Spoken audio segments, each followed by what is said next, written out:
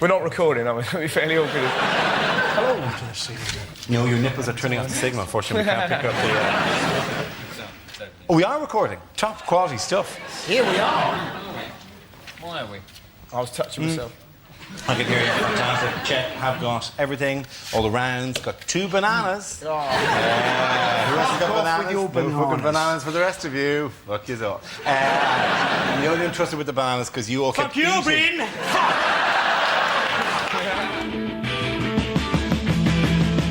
Read about the things that happen throughout the world. Don't believe in everything you see or hear. Read all about it. Read all about it. News of the world. News of the world.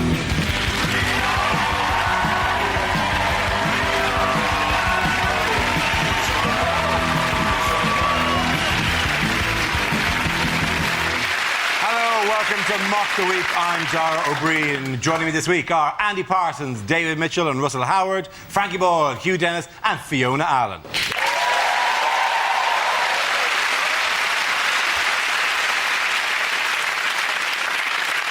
Our first round is called Headliners. Here's a picture of everyday goings-on in the NHS. But what does TFHC stand for?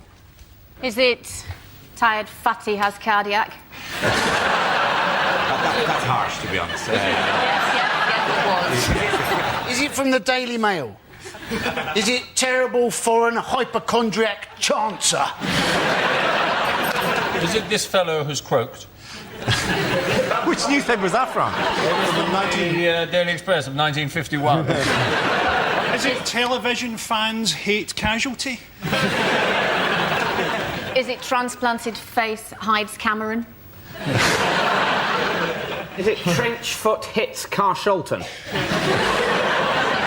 it? I've heard Trenchfoot has hit Carshalton. Is it that it's a particularly wet concussion, or just people are just taking They're it just on? slovenly. They have a bath too close to when they have to be at work. Is the doctor saying try flicking his cock?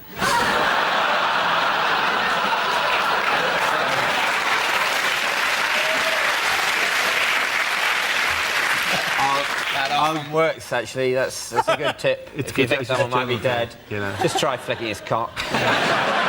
Is it this fucker has cancer? Basically, we use this round to shave off any air of decency that you may have left just from a week away from us. You may have just had a happy time, and then we gave you this to do at the very start until you're just roaring and spitting like a Visigoth at the end. Going. That was too... It was a bit hot. Is it this fucker has chlamydia? I'll give you a clue. The 3 first words aren't "this fucker has," right? And a series of diseases beginning with C. Is it? So eliminate "this fucker has clap." Is it then that fucker has cancer? Is it By the way, we were told when we were sitting in here, when we all arrived and gathered together, we were told, listen, you kind of hit the limit on the fucks last week with 3. Sorry. Is it this fucking hospital's crap? It's not, no. For the same reason. I don't Could think somebody please tell me? now we've had so many with fucking. I wonder how funny they're going to be without fucking. Yeah. Some of the ones without fucking aren't going to. Well, you could go places with the unless we do some with places with the C. The C is where you give you something. Sorry, what was that in my ear? Could we please not have ones with fuck or cunt in them? Is that? Is it 9 cunts we're allowed in the half hour?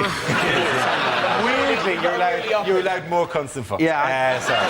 Doesn't make sense to me. It doesn't at all. I think Is it's it disgraceful. that fricker has cancer? That fool has chlamydia. I'll give you the T stands for Tories. Tories face Fucking horrendous... hard-working cunts. No, sorry. Sorry, you. What was the one you were going to say that doesn't happen? Tories fuck hospitals. Stop saying fuck! The F doesn't stand for fuck. Is it 2 fat hairy cocks? It's not Too fat, hairy Is it? cocks.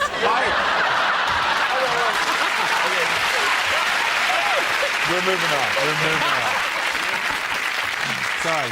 Hugh, do you have something that approaches the correct answer? No, Tories something health cuts. Tories fight hospital cuts. Yes, that's exactly what it is. Well done, Andy.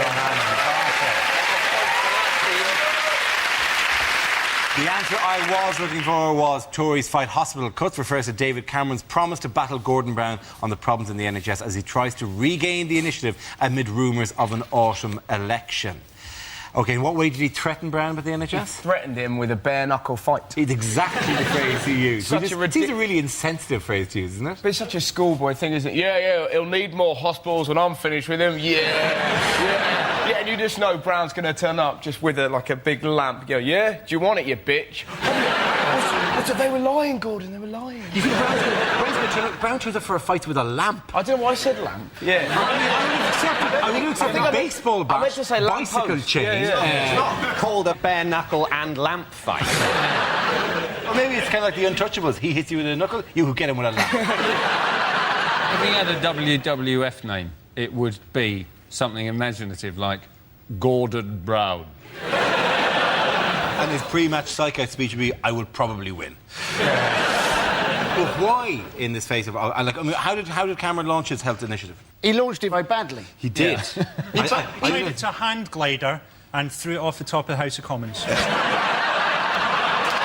came back from holiday and he said, we're going to save the health service and all these hospitals are closing. And then about 6 hours later, the hospitals phoned up and said, actually, we're not closing. You've got that completely wrong, you dork. Yeah, which he did. And his own MP in Norfolk had to go, well, we want to apologise to the Queen Elizabeth Hospital in Kings Lynn. It was never closing, sorry about that. And like, it is kind of I'm so desperately Prime Minister, I'm going to start closing hospitals now.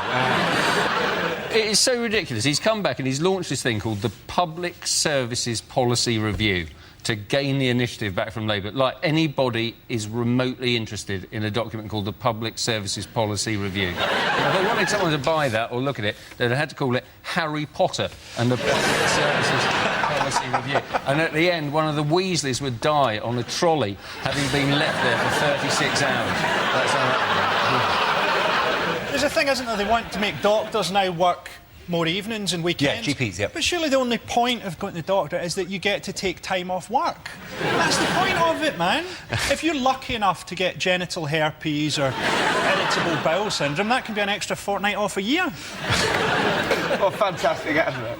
Are you feeling squiffy? Do it on a Monday. What other policies have the Tories hinted at? More tax cuts for businesses. It is the first thing they've come out with is basically more money for bastards. That's the Tory policy. The next policy will be you don't have to pay the congestion charge if you're on horseback and hunting a tramp. You say that, but he has now got a policy, hasn't he? He'd break down Britain, and the way he's going to sort this out, David Cameron, is he said he's going to give 20 quid a week to married couples so as to keep them to stay together. Because that's going to make all the difference, isn't it? You know? I hate you! I don't know why we got married! I'm leaving!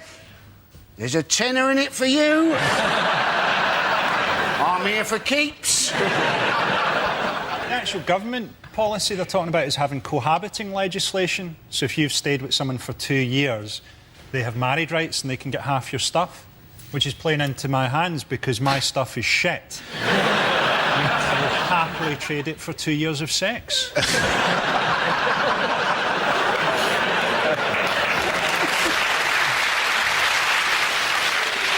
How has Blue Peter managed to upset the Tories this week? Have they changed their name to Red Peter? They have not. Have they not? No, they have not. No. Is Connie Huck? It is Connie Hook, yes. Does she hate him? I don't know. But she would hate him. No. Yeah, I tell you who doesn't hate Connie Huck, eh, Dara? She's a good girl. Hang on. Don't mess with the hook. What does that mean? Do you fancy her? He dresses up as I've seen him do it. He dresses up as I've seen him do Winks it. at you. Kids TV kind of thing, and I quite like... she's getting dissed at the You do moment. then. Yeah. I'm just saying she's... He good. loves her, he Honest, loves her. and, no, Look at him squirm.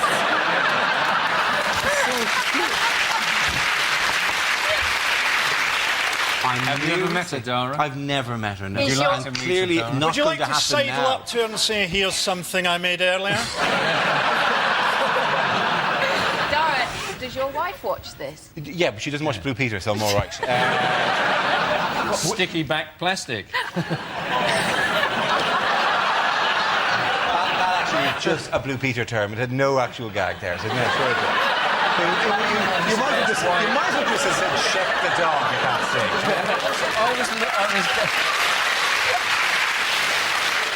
stage. Anyone know why Blue Peter got grief off the Tories?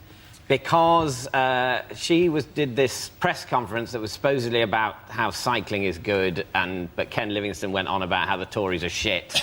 And then it's felt that she was in some way associated with this being a party political press conference when she thought it had been an environmental stroke cycle around press conference. And the BBC apologised in the most sort of pathetic terms to the Tories for having done this. And apparently they have now imposed upon her a new contract where she can't say what she likes anymore. So now Blue Peter presenters no longer have the same human rights as the rest of us.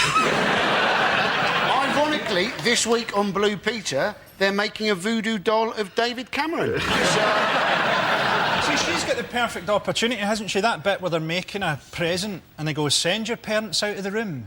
She can pretty much say what she likes to children, eh? Send your parents out of the room, we're making an advent calendar. Rebel by killing people and blowing shit up. That's why you don't work in kids' TV, Frank. Essentially, she publicly expressed an opinion about cycling, which, as far as I'm concerned, she's allowed to do. At the same time, in the same room, the Mayor of London said the Tories were a bunch of bastards, which also he's allowed to do. What's the problem? The problem was that the Tory councillor believed that was in some way showed that the BBC and Blue Peter were endorsing Ken Livingstone's push for a Lord Mayor of London next year. Do you know the way that Blue Peter viewers who are aged 8 and 14 are big voters? Some of them are 8, some of them are 14, some of them around about 35. 35. Don't mess with the hook. Which world leaders' holiday photographs have been in the news? It's just Putin, isn't it? This is, of course, Putin. Vladimir Putin. These photos are great. Yeah. That's Vladimir Putin, just striding randomly across the lake. He looks like a gay porn star. By the way, that's November. But he was going on a trip, wasn't he, to thank Prince Albert of Monaco for helping them get the Winter Olympic Games. Yeah. And Prince Albert, seeing these photos, he'd be thinking, crikey, what have I let myself in for, won't he? What sort of favours am I going to get from Vladimir Putin? Oil yourself up, Albert. We're going for a sauna. How gay does it sound? Basically, you've got a topless man knocking about with a bloke called Prince Albert. It's gayer than Right Said Fred dancing on a doily. Can we go back to the previous photo? Why has that horse got a spike through its head? Because it may have disobeyed him in some tiny way. He's planning to launch a nuclear strike from that horse's head. With one of those wooden nuclear bombs that Russia has been using for so long. Well, you know. I think it's a bit sad that this guy, you know, he could level us at any time, and there he is. He waxes his chest. He needs a bra. It's just quite scary. And He's frightening. He would snap me like a twig. Yeah. Look at the guy. That's what I want to see in a leader. Someone who can crush a man's head like a beer can. I would like to see John Prescott in a series of similar photographs. He still gets a hard time about the whole Litvinenko thing, doesn't he? I just think Litvinenko wasn't a very good spy if he doesn't know not to accept a glowing cup of tea from a glowing teapot from a man who appears to be wearing a spacesuit. I was going to make jokes about Russians all being gangsters, but some Russian people spoke to me, and all I'd like to say is I'm looking forward to Chelsea continuing their great start to the season. And the safe return of my pregnant wife.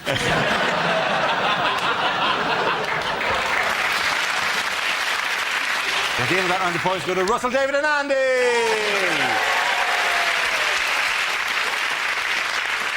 Now we play a round called Harry Potter and the Wheel of News. This game involves Hugh, Andy, Frankie and Russell, so if you could make your way to the performance area, please. This is where we test our performers' stand-up skills. We spin our news generator, it settles on a topic, and anyone can volunteer jokes about the chosen subject. OK, here we go. Let's spin the wheel. The first subject is alternative medicine. Can I have a volunteer to talk about that? Andy. Apparently, a lot of people trying to get into therapy at the moment, other people knocking it, saying, you know, oh, well, you should just lose your inhibitions, talk about your problems to your friends. I thought I'd try this. I talked about my problems to my friends for a whole hour. Lost my inhibitions, also lost my friends. I now tell my problems to taxi drivers. 2 advantages in this. 1, it stops the taxi driver from telling you his problems. And 2, it's amazing how much quicker you get to your bloody destination. Well done, Andy Parsons. OK, let's spin the wheel again.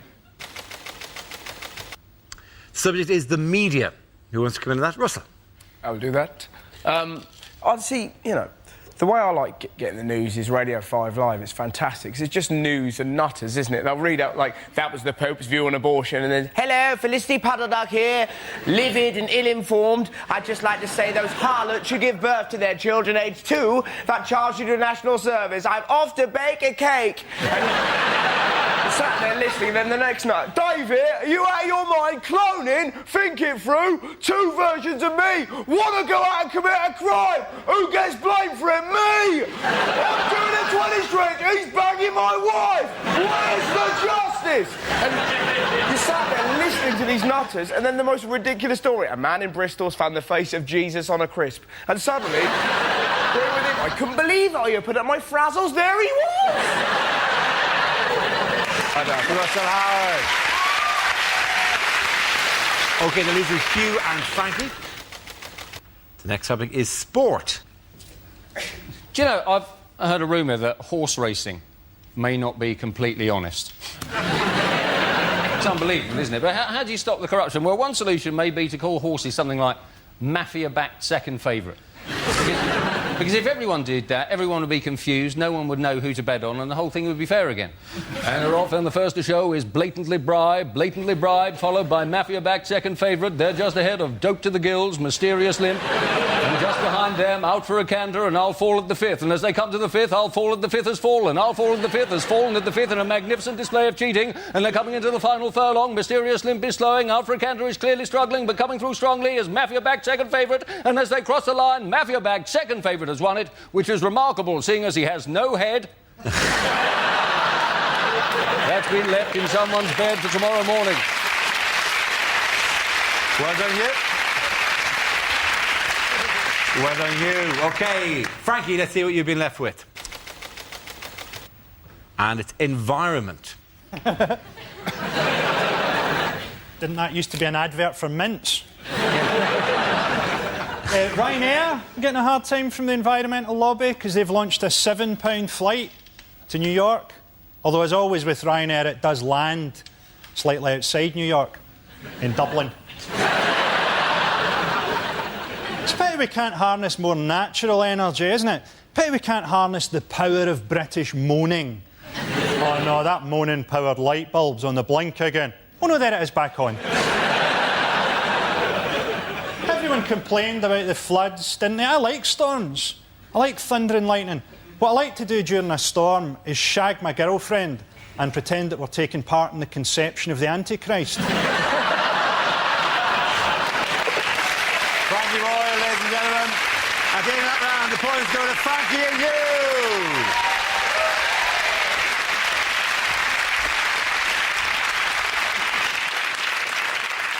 OK, this round is called, this is the answer, what is the question? On the board are 6 categories. David, which category would you like? Education, please. OK, your category is education. The answer is 25 in a row. What is the question? How many green bottles are standing on Charles Kennedy's windowsill? Is it you've just been picked up whilst hitchhiking?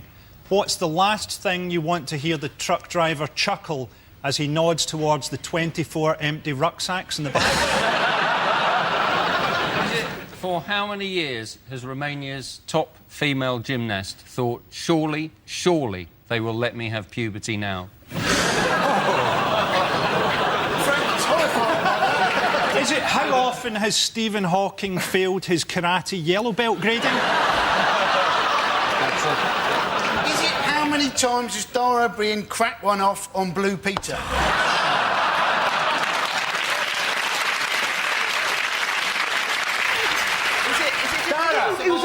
to draw her into a political battle. I was fucking having a session with the woman or something. In the corner Let of it your go. room, do you have a wankometer? Can a man not form an unnatural attachment to someone they've never met on the television without it resorting to masturbation jokes? He's just made a little shrine. Little shrine. And can I point out, stop writing Dara fancies Connie on a piece of paper.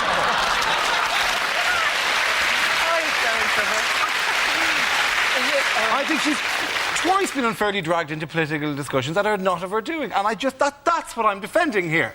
Honestly. Jesus. Do you know when you have to make something out of papier mâché, do you just not need glue? Is it for how many years has the UK finished bottom of the Eurovision Song Contest? Is it how many times has We won it in 1997, happen to know. Did we?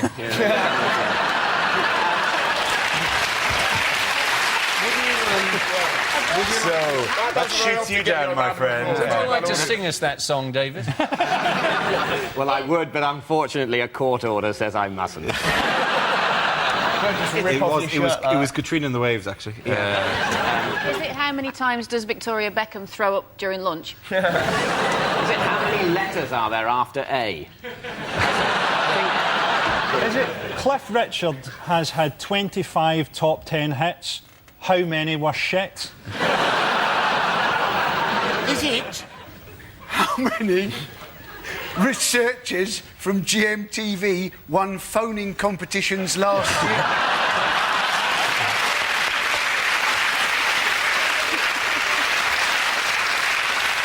They're just very good on those questions. I'm going to steer you towards the correct answer. It is an education issue.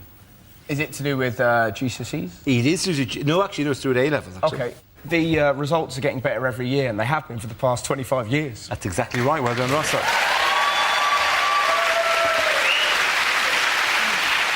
Yes, the question I was looking for is for how many years have this country's school exam results been improving?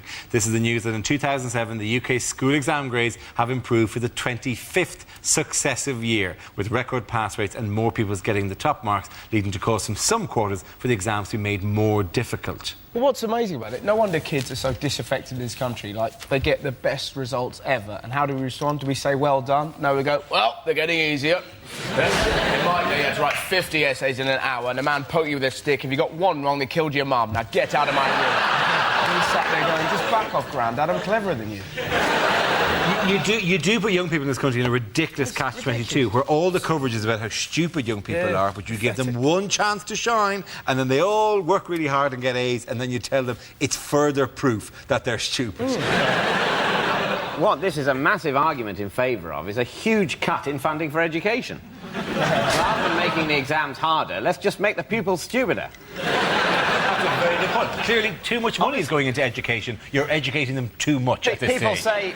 say that education's screwed, and at this time of year it becomes clear that it's actually too good. Better than we need. The thing is, though, everyone gets to go to university now anyway, because everything is a university. It used to be you'd turn up to do a gig in a uni and you go, didn't this used to be a polytechnic? And now you turn up and you go, wasn't this an all-night garage? Wasn't this a swimming pool last year?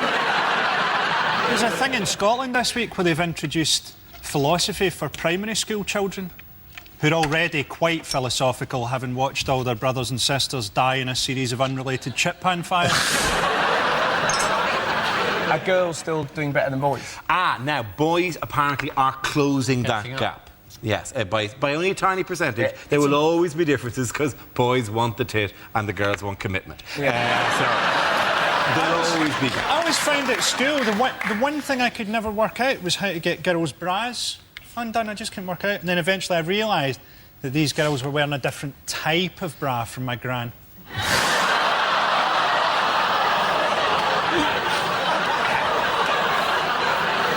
It would be a good idea to get kids more in tune with what goes on in life, isn't it? I can remember spending a whole day finding out that woodlice quite liked dark, damp conditions. I have never been able to use that piece of information in everyday life. Yes, and when you're there in your flat, aren't you? Your girlfriend's left you, you've lost your job, there's flood water lapping round your ankles, it's going to be little consolation to you that you know woodlice would quite like these conditions. I swear for 5 or 6 years in a row, they explain autumn to you every year during the autumn. And as far as I know, there are very few jobs that are based on the understanding of autumn. And also, isn't it something that happens anyway? It's not something you have to make a note of, otherwise the trees aren't going to shed their leaves. But they're just protecting you from the shock of it happening again. Oh no! The world is dying! Ah! We've told you about this, David.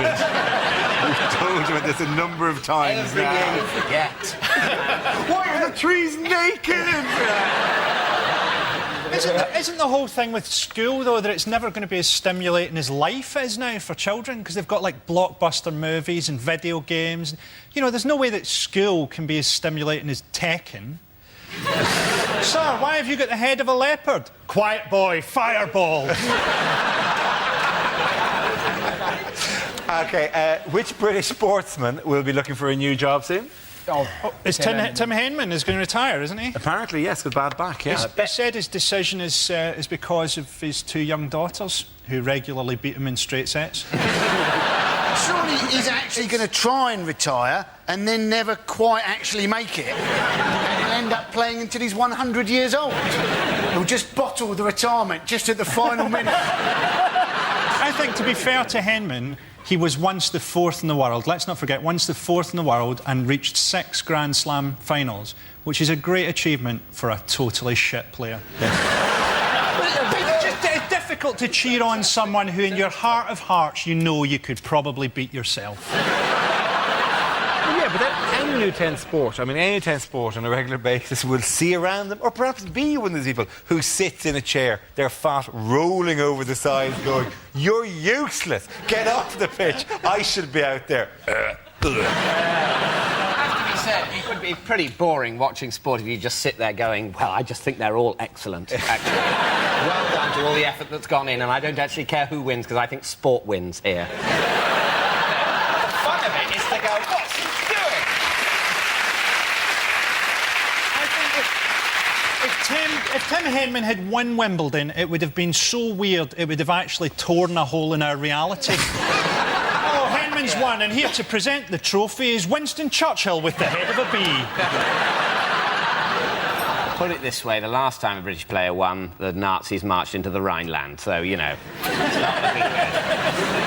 In 1977? No, I was talking about the men's. Oh, OK.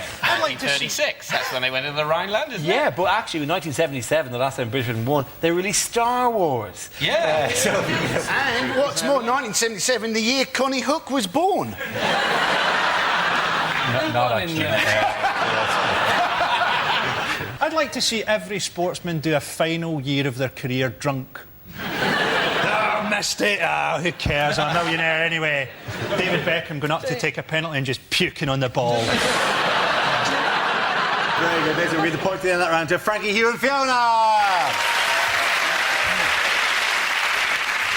Now we come to our final quickfire round called Scenes We'd Like to See. This is for everyone, so if you could make your way over to the performance area, please. I called ideas for scenarios we'd love to see, and the performers come in with their suggestions. OK, here we go. The first subject tonight is bad things to hear on an airplane. In the event of the cabin decompressing, oxygen masks will drop from the ceiling, and untangling them will annoy you before you die. Well, if you look out of the portside window in just a minute or so, you'll see me. Bye.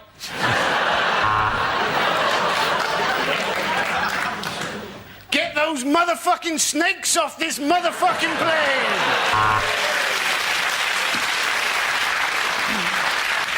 That's the first cloud I've ever seen with a ski lift on it. The only thing less likely than surviving crashing into the sea is the Coast Guard hearing the whistles on your life jacket. Oh, hi. I've got a hobby farm. Would you like me to tell you all about it for the next 9 hours? Louisa and her in-flight team will be looking after you today, and your hijacker's name is Ibrahim. Hold on! I've just entered us in the Red Bull Challenge.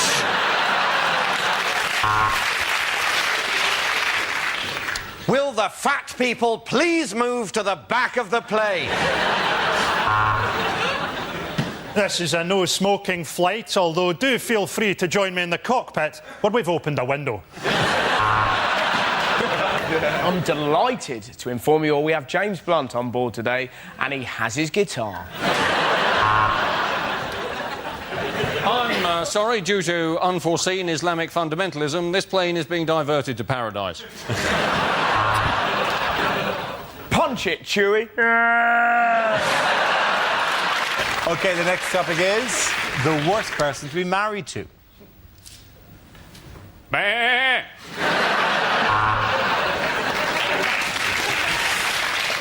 I'm not kissing that. That's where we comes from. I expect sex 5 or 6 times a night, and I hope you won't mind me watching. I love you lots. Oh, let's see what Mr. Tiddles thinks of you. What do you think? Die, bitch!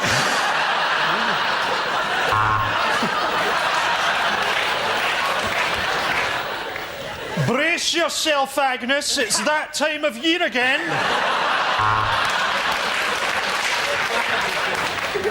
These are my late rabbit's ashes. Say hello. When I said I was a positive person, I meant HIV.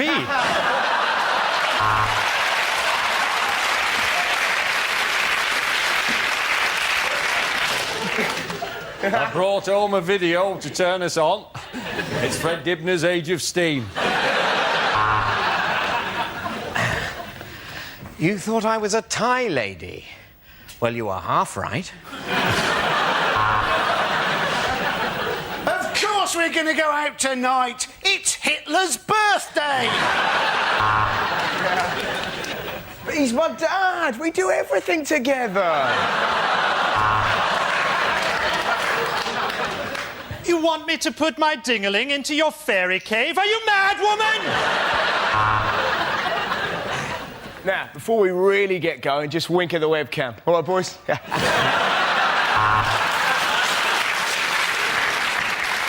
I've contracted so many sexually transmitted diseases, I now ejaculate penicillin. But you can't use that toilet. That's my toilet. He sleeps in the bed with us, OK? Don't make me choose between you and the wolf.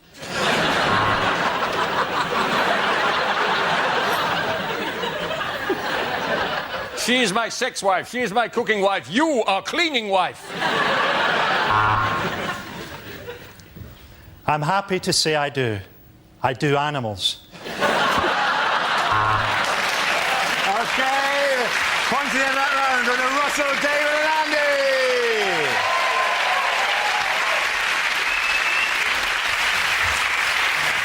And that is the end of the show. This week's winners are Frankie Boyle, Hugh Dennis and Fiona Allen. Commiserations to Andy Parsons, David Mitchell and Russell Howard. Thank you for watching. I'm Dara Breen. Good night.